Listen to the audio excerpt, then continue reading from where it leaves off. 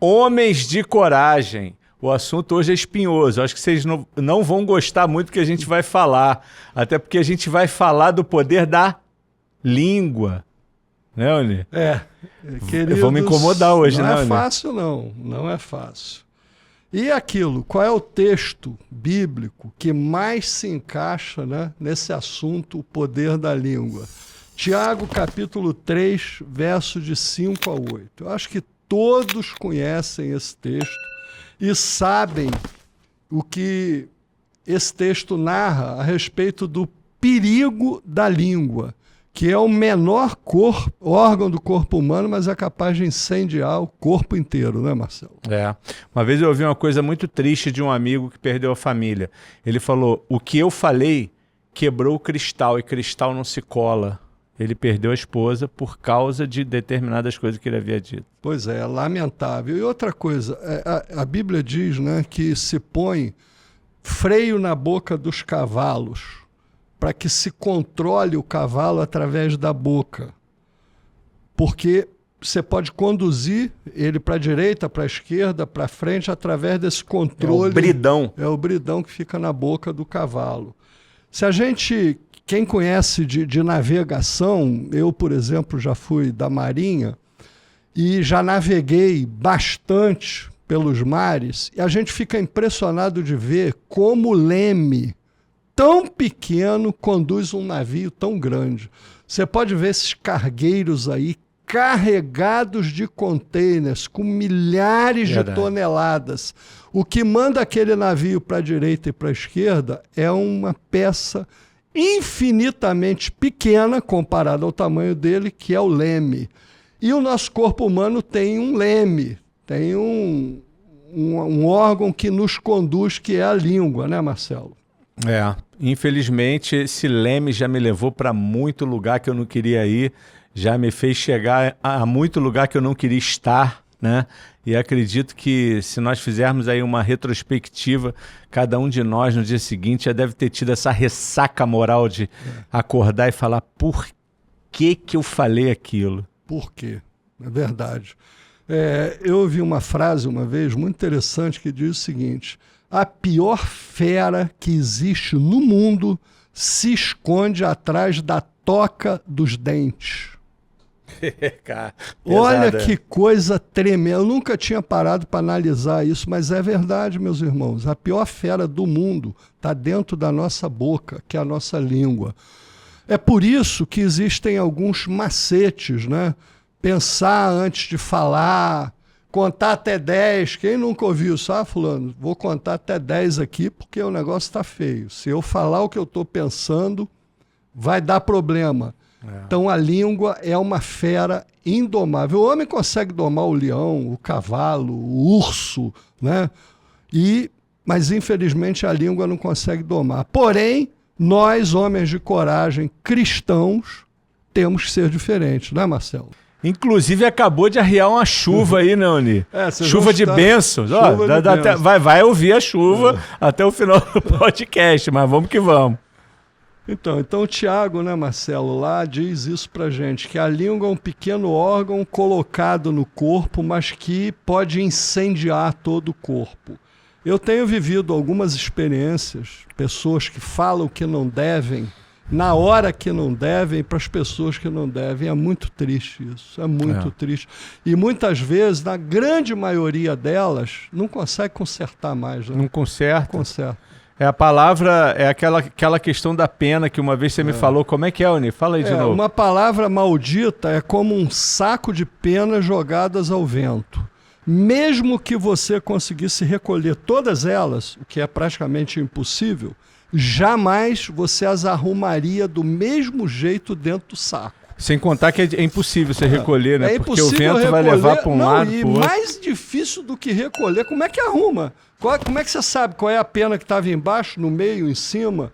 Então, ou seja, é por isso, queridos, que nós temos uma boca e 2 ouvidos. Tem um versículo que diz o seguinte: até mesmo os nécios se passam por sábios quando calados. Quando calados. Então, se você tiver dúvida, se você tiver pensando se fala ou não fala, é melhor não falar. Não falar, esperar um pouco, né? Porque na hora certa... Eu costumo dizer o seguinte, você é livre no seu pensamento. Você tem direito de pensar o que você quiser, mas você não tem o direito de falar. Esse papo de, não, eu sou franco, eu falo tudo que vem à minha cabeça, queridos, isso é uma tragédia. Tem muito pai que não fala com o filho por causa disso, e muito filho que não fala com o pai por conta dessa situação. Então, se a gente souber usar a nossa língua, nós vamos nos poupar de inúmeros problemas, inúmeros. Eu admiro muito as pessoas que ouvem mais do que falam. A gente tem um grande amigo, que por sinal é seu cunhado, né, o Dr. Emerson, que é uma pessoa extraordinária. Eu fico admirado do quanto o Emerson sabe ouvir. Você convive mais com ele do que eu. Como é que é esse lado do Emerson? Não, e quando ele fala aquilo que dá vontade de ouvir. Né? Ele não é só alguém que sabe ouvir. Ele, quando abre a boca, ele fala alguma coisa que realmente você grava, você lembra, você relembra. Às vezes eu estou pensando assim, porra, o Emerson aquele dia falou isso, isso e isso. Porque ele é bem assertivo no que fala. Isso é uma característica de quem ouve muito, né, Oni? Eu acho que quem fala muito acaba se perdendo. No entanto, eu acredito que você tenha também que se comunicar, que se expressar, que falar. Né? Como se converterão se não há quem pregue? Eu sei que tem pessoas que têm essa extraordinária habilidade de ficar calado, né? Mas eu acho que vale a pena a gente dar uma dosada nisso aí, porque tem pessoas também que falam muito pouco. Na hora certa, tem que falar, concordo com você, não dá para não falar. Há situações em que você tem que se posicionar. Senão fica uma coisa, né? Sem noção, sem sentido. Então há que se posicionar.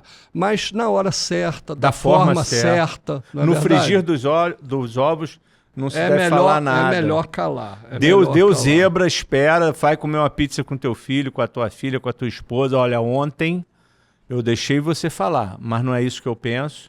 Queria pontuar isso e isso. Se nós fizermos isso, vai acontecer isso e isso, ou pode acontecer, mas num outro momento. Né? Verdade. Na hora do calor da emoção, com certeza vai vir vai sair veneno. Uma devolutiva ali. Vai sair veneno. No calor da emoção, normalmente sai veneno. E eu acho um troço interessante. Você sabe qual a diferença entre o veneno da cobra e o veneno da língua? Você que está aí vendo a gente, você sabe qual é a diferença? A diferença é o seguinte: o veneno da cobra foi Deus quem colocou nela. E o veneno da língua foi o diabo que colocou. Cuidado com o veneno da língua. O veneno da língua pode destruir uma família, pode destruir um relacionamento, pode destruir uma igreja, pode destruir uma comunidade inteira. Verdade. Não é verdade?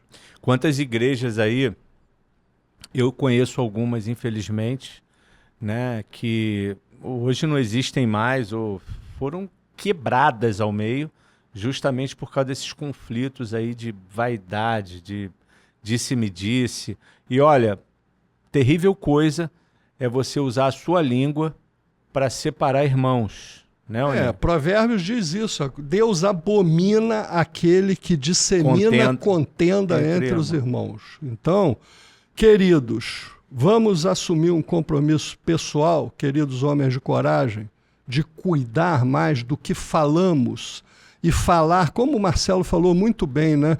Doutor Emerson, além de falar pouco, fala aquilo que a gente quer ouvir. Como é bom ficar perto de pessoas assim, né? Pessoas que ouvem e que têm sabedoria para falar. Pessoas que dá saudade quando não estão É verdade. A gente sente falta, né? A gente, quando tá junto, liga aí pro Emerson. Cadê o Emerson? É verdade ou não é? Verdade. Se ele assistir esse podcast, ele vai ficar feliz da vida, não vai? Mano, tomara que ele não assista, não, senão ele vai ficar vaidoso. Tá aí certo. Vai começar a falar demais. Não, aí vai, a língua dele vai...